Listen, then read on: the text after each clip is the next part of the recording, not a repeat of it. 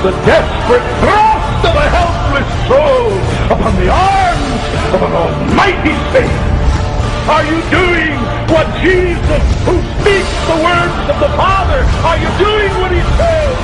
Seek first the kingdom of God. Are you taking every step necessary to stop feeding your lust in God's name? Why? Will you sit through another service and stand by a signpost that points you away from hell and the wrath of God and to heaven and life and forgiveness, and hug death to your breast? Oh, the madnesses.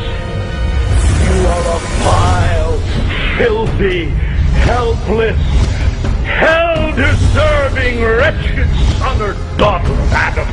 You know nothing of true repentance and therefore of true and saving faith.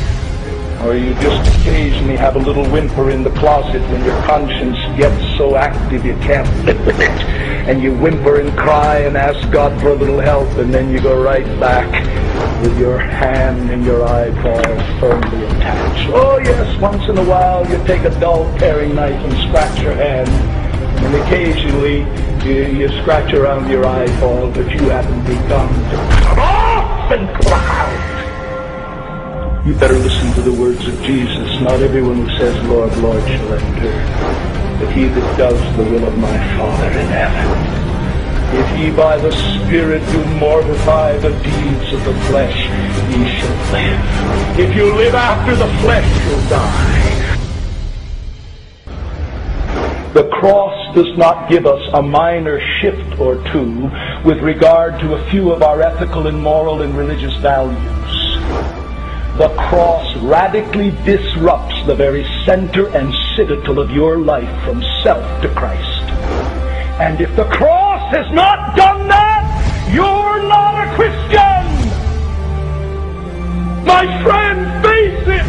Young or old, you're not a Christian until the cross has radically disrupted the very center and citadel of your life, and brought you from a life of commitment to serve self, whether it's religious self, moral self, proud self, covetous self, lustful self, prideful self, unforgiving self, lazy self. It doesn't matter what are the focal points of the reign of your self. If you've gone to the cross in union with Christ, it's been shattered. I want you in that day, when you stand with me before the Judge of the world, to have him say, come you blessed. Come you blessed. I don't want to look at you standing there saying, Lord, Lord, Lord, Lord. I named you in earth. I named you before the elders. I named you before the church. I named you in prayer meeting. I named you in witness.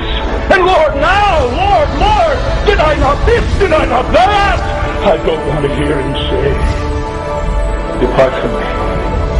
I never knew you. You worker of iniquity. You never were made a doer of the will of God. You learned enough, and you learned what to say properly enough to be accepted for what you professed yourself to be on earth. But now the day of judgment is come, and the truth is now to be known.